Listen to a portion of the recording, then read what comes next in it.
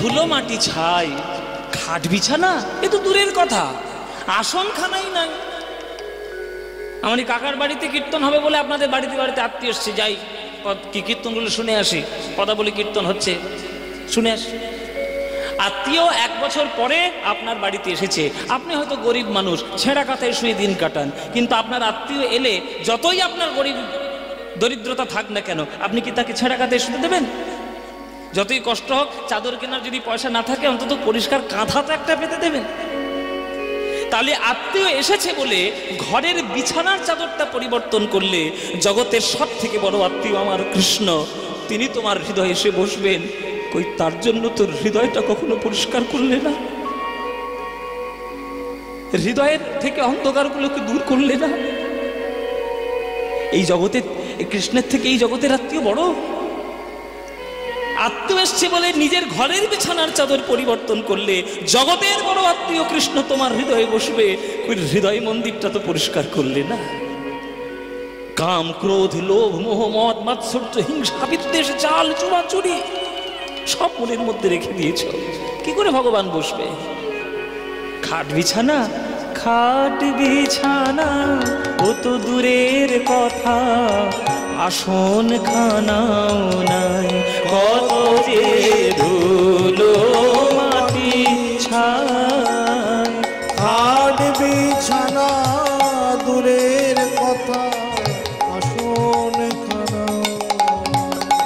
ওগো তবু করে নেই কো অভিমান, দুঃখী দেখে ওর ঝরে দু নয়ন, এমনি কোমল প্রাণ, এমনি দয়াল প্রাণ, ওরে তুই কর নিবেদন, প্রাণের বেদন, প্রাণ বিলায়ে পায়ে ধরে, দেখ দেখি মন নয়ন মোদে ভালো করে, আলো করে বসে কে আছে রে তোর ভাঙা ঘরে, দেখ দেখি মন নয়ন মোদে।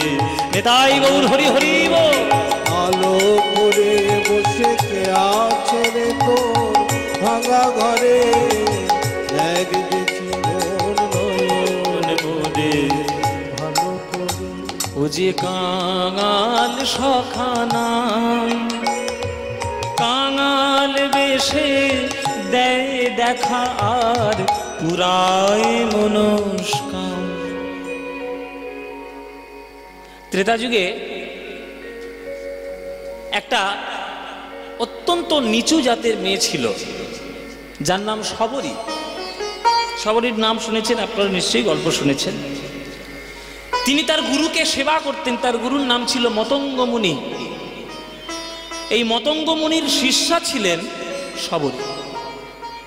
এত সেবা করেছে, তার সেবার প্রতি এত মন যে মতঙ্গ মুনি খুশি হয়ে আশীর্বাদ দিয়েছিলেন, ওরে শবরী, তোর যদি এতই ভক্তি, তোর সেবার প্রতি এত মন, আমি তোকে আশীর্বাদ করলাম মা, তুই একদিন ভগবানের চরণ সেবা করতে পারবি। আমার চরণ যেমন সেবা করেছিস, আমার আশীর্বাদে ভগবানের চরণ সেবা করবি। দেখিস তার সেবায় যেন কোনোদিন ত্রুটি না হয়। তোর নিজের যতটা ক্ষমতা রয়েছে সেই ক্ষমতা দিয়ে তুই সেবা করিস। গুরুবাক্যে মর্যাদা দেখুন, যেদিন থেকে বলেছে ঠিক তার পরের দিন থেকে রোজ আশ্রমের পুরো পথটাতে ফুল সাজিয়ে রাখে। একদিনও ভগবান আসে না।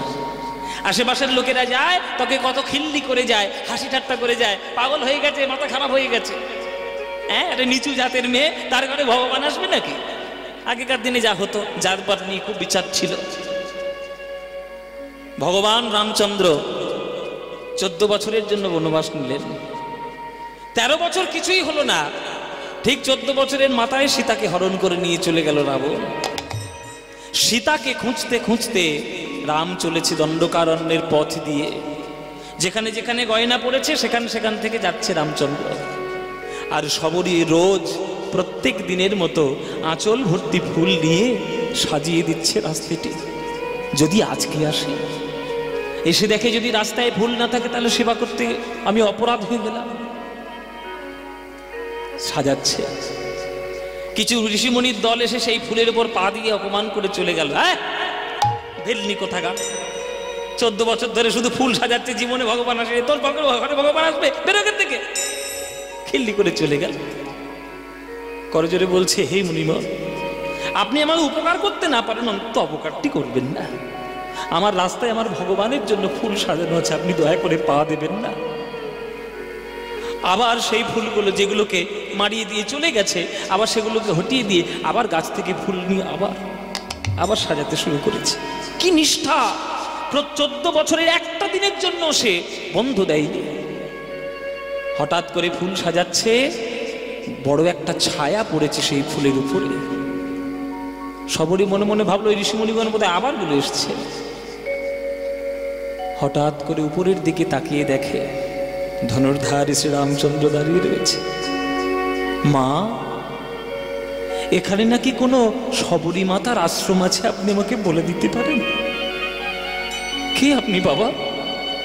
আগে আমি দশরথ নন্দন রাম। রাম? আমার রাম? এতদিন পরে আসার সময় হল প্রভু। 14 বছরের প্রত্যেকটি দিন আমি রাস্তায় ফুল সাজিয়েছি ওই চরণে ফুল দেব বলে। চরণটা জড়িয়ে ধরে সবরের নয়ন বিন্দু চরণে ঝরে ঝরে পড়ে যাচ্ছে।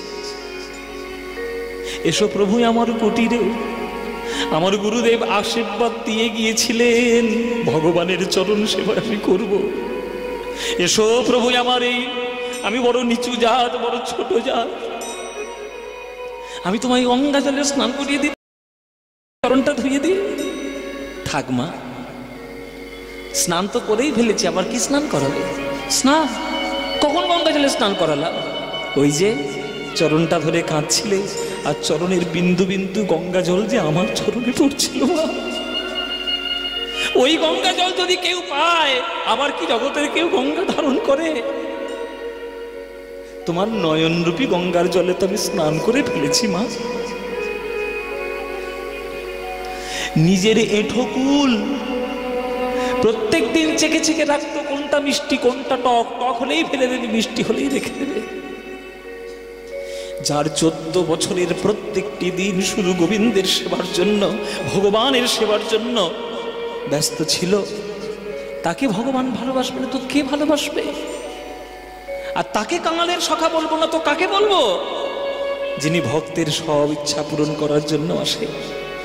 তাই তিনি শুধু ভগবান নয়, কাঙাল সখা না। ওগো কাঙাল বেশে দেয় দেখার, পুরায় মনস্কাম। ওরে ওর কাঙাল সখা না, কাঙাল বেশে দেয় দেখার, পুরায় মনস্কাম। মনস্কাম পূরণ করেন, যা চাইবেন তাই দেবে। কি দেবে? ও মায়েরা, ভগবানের কাছে তো আপনারা চরণ জড়িয়ে ধরেন। কি চান? টাকা পয়সা, গাড়ি বাড়ি, জমি জায়গা, ছেলে মেয়ে, ব্যবসা বাণিজ্য, এই চান। ভগবান জীবনে এগুলো দেবে না। এটা আপনারা আজকে শিখে নিয়ে যান। যারা যারা ভগবানের কাছে মানত করেন, আমার একটা 1 বিঘে জমি তো জীবনে দেবে না ভগবান। ভগবানের খেয়ে দিয়ে কাজ নেই, তোমার 1 বিঘে জমিটার জন্য তিনি জগৎ সংসার পেতে রেখেছে।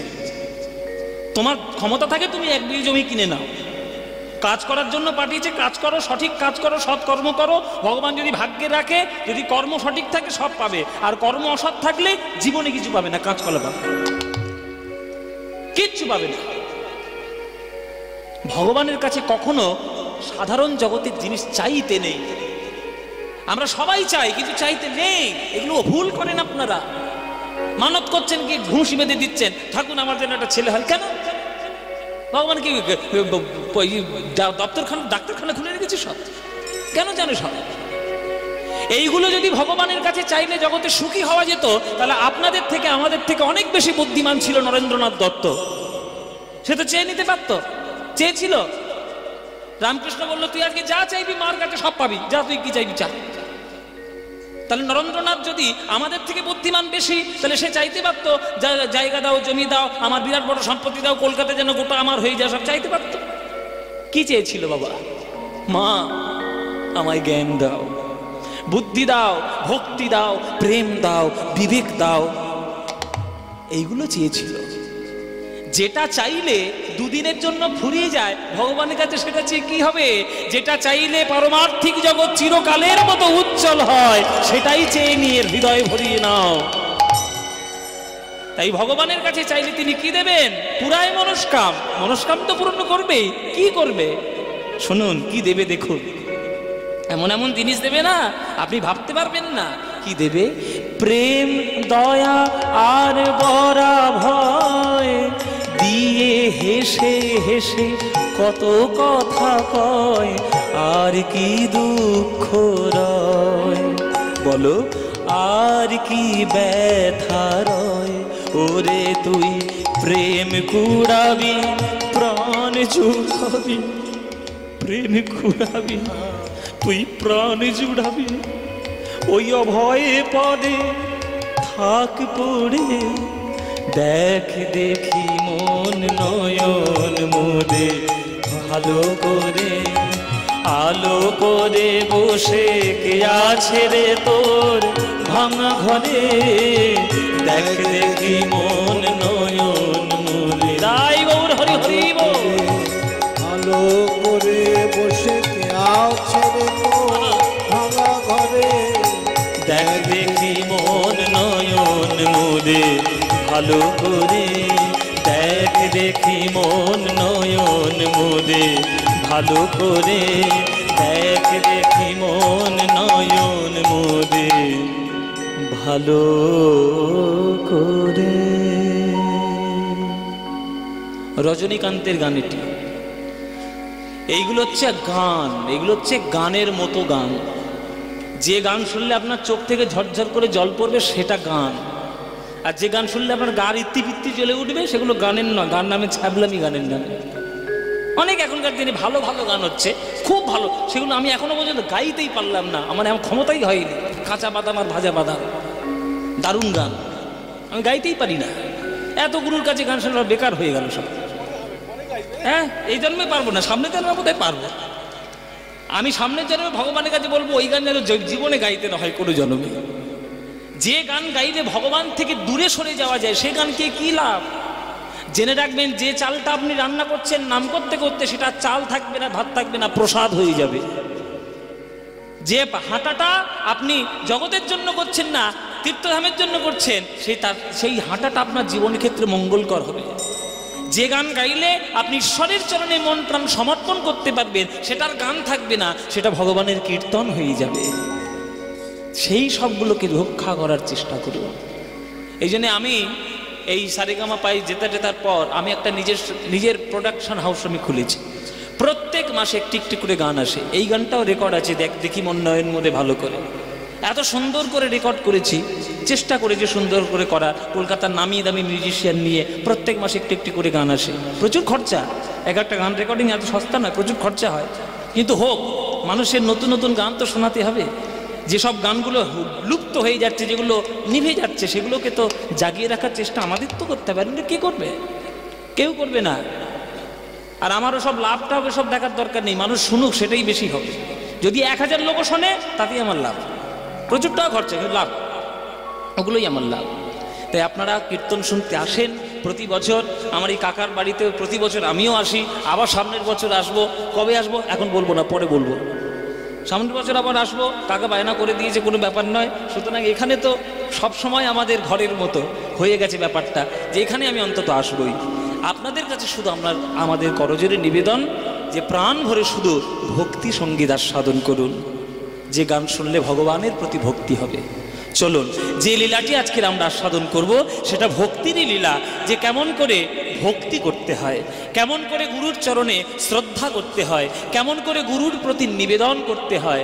সারাদিন বিভিন্নভাবে কৃষ্ণলীলা আমরা শুনলাম, এবার আমরা একটু গৌর ভক্তের লীলা একটু আস্বাদন করব। চলুন আমরা আস্বাদন করব গদাধর প্রভুর পুনর্জন্ম লীলা আস্বাদন করব। গদাধর প্রভুর পুনর্জন্ম, পঞ্চতত্ত্বের যে গদাধর মহাপ্রভুর বাম দিকে যিনি থাকেন, সেই গদাধরের পুনর্জন্ম আজকের আস্বাদন করব। পঞ্চতত্ত্ব কি মায়েরা? নিশ্চয়ই তোমাদের বাড়িতে ছবি আছে।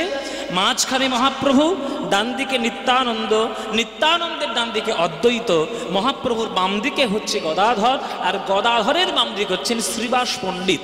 এই হচ্ছে আমাদের পঞ্চতত্ত্ব। গৌড়ীয় বৈষ্ণব গৌড়ীয় সমাজে এটাই পঞ্চতত্ত্ব। এই যে মহাপ্রভুর বাম দিকে যিনি আমাদের গদাধর, এই গদাধর কিন্তু আবার পরবর্তীকালে মহাপ্রভুর আশীর্বাদেই জন্ম নিয়েছিলেন। তিনি কে? আজকের সেই কথা আমরা সাধন করব। চলুন গদাধরের পুনর্জন্ম লীলা আস্বাদন করি। পুনর্জন্ম তিনি নিয়ে তিনি কেমন করে গুরু ভক্তি করেছেন আর কেমন করে জগৎ মাঝে ভক্তি প্রতিষ্ঠিত করেছেন, সেই লীলাটি আজকে আমরা আস্বাদন করব। চলুন।